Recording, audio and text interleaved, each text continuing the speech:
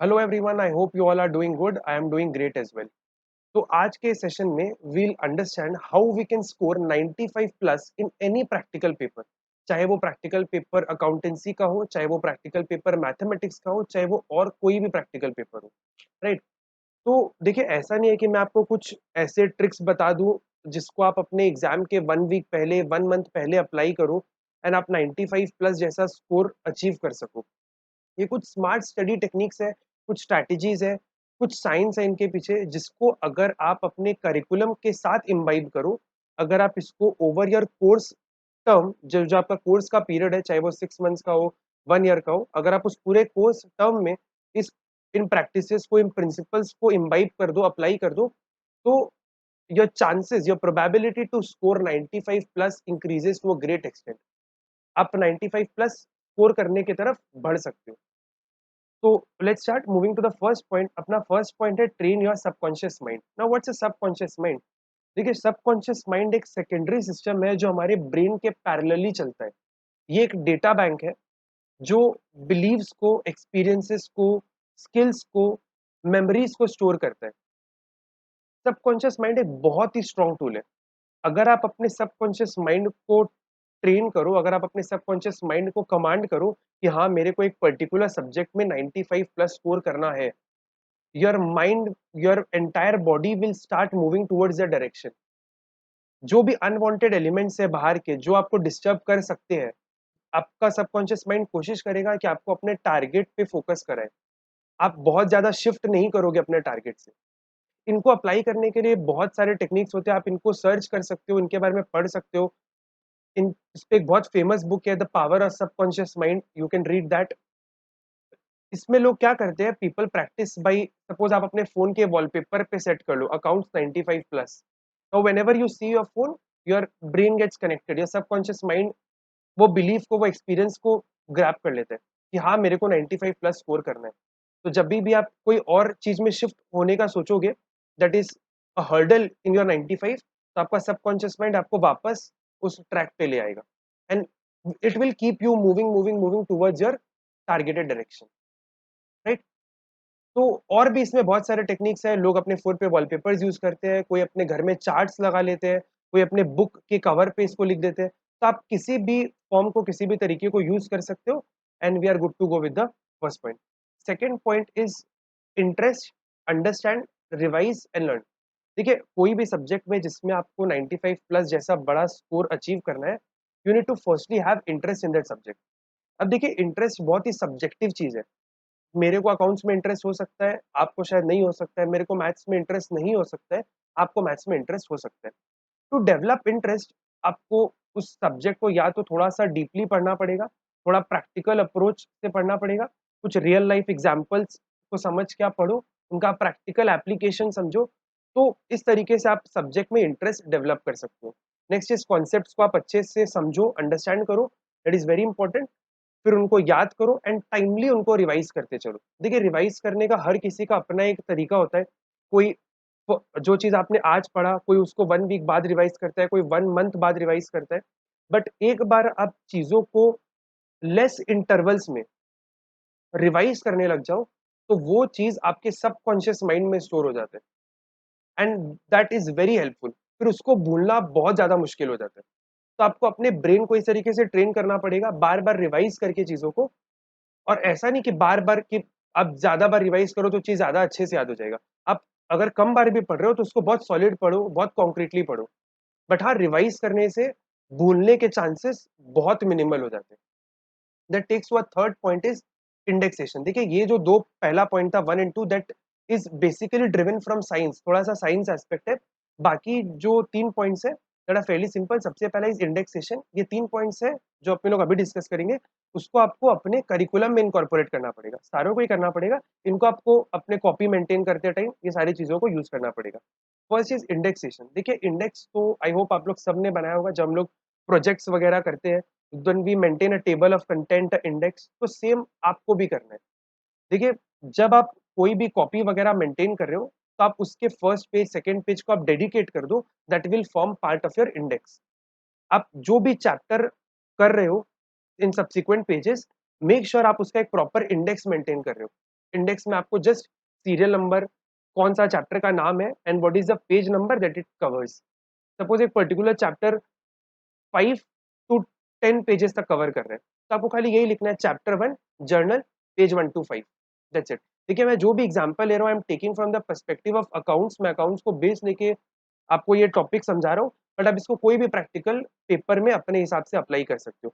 तो indexation is simple, आपको क्या करना है, आपको एक इंडेक्स बनाना है और इंडेक्स में आप सीरियल नंबर लिखो, उस टॉपिक का नाम लिखो, चैप्टर का नाम लिखो and number of pages it covers. Fourth point is very important, that is called cross referencing. देखिए आप कोई भी बुक या कोई भी सब्जेक्ट अगर आप पढ़ रहे हो, यू विल ऑब्जर्व दैट एक पर्टिकुलर प्रैक्टिकल सब्जेक्ट में एम्पल नंबर ऑफ क्वेश्चंस होते हैं, सॉल्व्ड अनसॉल्व्ड। एक बुक खत्म करने के बाद हम एक रेफरेंस बुक भी सॉल्व करते हैं। तो what you can do is, जैसे सपोज ये आपका कॉपी है जिसमें आप क्वेश्चन को सॉल्व करते हो एंड ये आपका बुक है जिसको आप फॉलो कर रहे हो। तो सपोज फॉर एग्जांपल ये अकाउंट्स का बुक है, the accounts book name is TS Grewal and ये आपका कॉपी है, जिस कॉपी द एक्सरसाइज बुक जिसमें आप क्वेश्चंस को सॉल्व कर रहे हो। से for example a particular chapter है जिसका नाम है journal.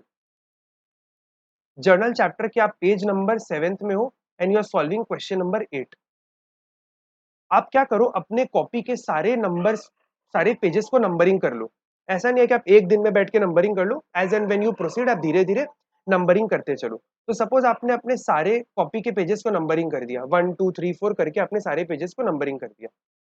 Suppose one fine day आप क्वेश्चन नंबर 8 को सॉल्व कर रहे हो।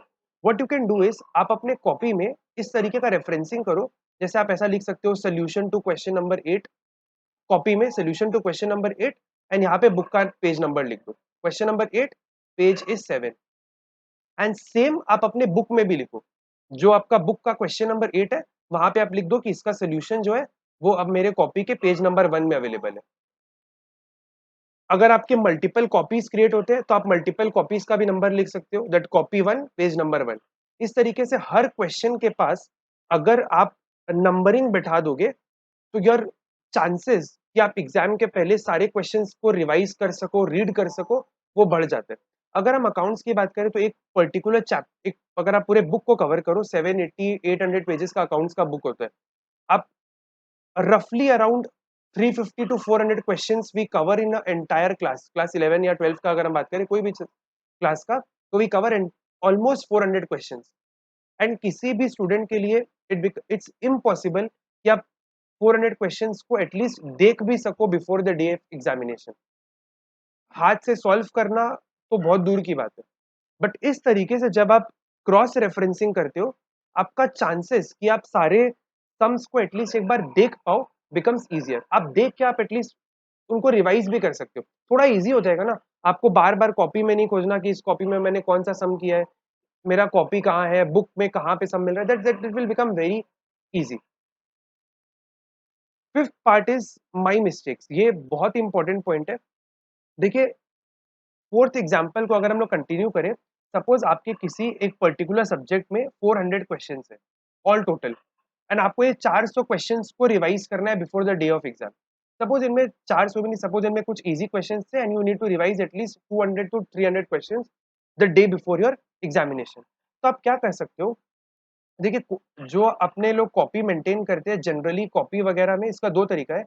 जो कॉपी अपने लोग मेंटेन करते हैं उसके ऊपर में कुछ वाइट स्पेस अवेलेबल होता है, जब वो रूल स्टार्ट होता है ऊपर में कुछ वाइट स्पेस अवेलेबल होता है, या नीचे भी कुछ वाइट स्पेस अवेलेबल होता है। आप क्या कर सकते हो, अगर सपोज आप एक पर्टिकुलर क्वेश्चन नंबर 1 सॉल्व कर रहे हो एंड इनमें कुछ 5-6 स्टेप्स थे, 5-6 एंट्रीज थे, एंड आपने खाली फिफ्थ एंट्री में गलती की है, suppose this is your fifth line और आपने इस फिफ्थ लाइन में गलती की है। आप क्या कर सकते हो, यहाँ पे आप एक हैश लगाओ, कुछ एस्ट्रिक्स लगाओ और ऊपर में आप अपने गलती को लिख सकते हो कि मैंने इस पर्टिकुलर सम में क्या गलती किया। तो इससे क्या हो जाएगा, जब आप ये क्वेश्चन को डे बिफोर एग्जाम रिवाइज करने बैठ रहे हो, आपको ये पूरा क्वेश्चन को देखना का नीड ही नहीं रहेगा। आप खाली फर्स्ट ये जो माई मिस्टेक को आपने पढ़ा, बुक से क्वेश्चन को देखा, इस मिस्टेक को पढ़ा and you are done with the sum. आपका जो चांस है कि आप सारे सम को रिवाइज कर लोगे वो बहुत ज्यादा बढ़ जाएगा, राइट। इसको आप एक और तरीके से मेंटेन कर सकते हो, अगर आपको लग रहा है कि आपके कॉपी में उतनी स्पेस नहीं है, आपकी बहुत ज्यादा एरर्स हो रही है, तो आप क्या कर सकते हो, अपने कॉपी के लास्ट 3-4 पेजेस को आप ब्लैंक छोड़ दो एंड आप माई मिस्टेक्स करके एक हेडिंग बना लो, that these are my mistakes and my mistakes of suppose chapter is B R S chapter का माई मिस्टेक्स है। जो क्वेश्चन जैसे 0.5 था, इसमें आपने गलती किया, इस 0.5 का मिस्टेक को लिख लो, राइट। तो इस तरीके से आपका एक पर्टिकुलर 3-4 पेजेस में सारे मिस्टेक्स कवर हो जाएंगे। ऑन वन फाइन डे अगर आपको इस चैप्टर को रिवाइज करना है तो आप उन 4 पेजेस को टर्न करो, एक बार आप सारे पॉइंट्स को अगर देख भी लोगे, आप बहुत इजीली विद इन 10-15-20 मिनट्स एक पर्टिकुलर चैप्टर को रिवाइज कर सकते हो। तो जो हमारा सेकेंड पॉइंट था कि आपको चीजों को फ्रीक्वेंसी में रिवाइज करना है, वो पॉइंट भी इसे कैटर हो जाएगा, राइट। एक पॉइंट हम लोग इसमें यहाँ पे और ले सकते हैं कि जो भी आप लोग कॉन्सेप्ट वगैरह पढ़ते हो अपने किसी भी क्लास में, स्कूल में, ट्यूशन में, कहीं भी आप लोग कोई कॉन्सेप्ट को पढ़ते हो, देखिए टीचर जब आपको कॉन्सेप्ट को बता रहा है तो आपको उस कॉन्सेप्ट को याद रहता है, आपको कॉन्सेप्ट बराबर याद रहता है। बट देखिए, आपने अप्रैल में कोई चैप्टर पढ़ा, आप उसका एग्जाम दोगे से फेब में, जैन में आप उसका एग्जाम दोगे, हो सकता है आपको वो पर्टिकुलर लॉजिक जो आपके टीचर ने बताया वो आपको लॉजिक नहीं याद रहे। It's possible, we are humans, we tend to lose things, we tend to forget things. तो आप क्या कर सकते हो, जो आपके टीचर आपको लॉजिक्स बता रहे हैं, आप हर क्वेश्चन के पास में, जैसे पर्टिकुलर आपने एक क्वेश्चन किया, क्वेश्चन नंबर 7, आपने पूरा आंसर अपने इसका सॉल्व किया, आप कहीं इसके नीचे में जाके नोट लिख सकते हो। नोट में आप अपने कंफर्टेबल लैंग्वेज में, अगर आपको इंग्लिश कंफर्टेबल है तो आप इंग्लिश में लिखो, अगर आपको हिंदी कंफर्टेबल है तो आप हिंदी में लिखो। जो सर ने लॉजिक बताया एक पर्टिकुलर पॉइंट का जिसमें आपने गलती किया, आप उसके लॉजिक को अपने इंग्लिश में, हिंदी में, जो आपका कंफर्टेबल लैंग्वेज है, आप उसमें उसको लिख लो। इस तरीके से आप कोई भी कॉन्सेप्ट को भूलोगे नहीं, या अगर आप भूल भी जाते हो तो आपको अपने टीचर पे डिपेंडेंट नहीं रहना कि टीचर ने पढ़ा दिया। No, you don't need to be dependent on your teacher कि हमको ये पॉइंट नहीं समझ में आ रहा है, आप वापस can you please explain me, you will be self dependent, right. I really hope कि ये वीडियो आपके लिए बहुत ज़्यादा इन्फॉर्मेटिव रहा होगा। आई एक्सपेक्ट कि आप लोग इन पॉइंट्स को फॉलो करोगे एंड अपने करिकुलम में, अपने स्टडी प्लान में इम्बाइब करोगे। Thank you everyone, stay safe, happy learning.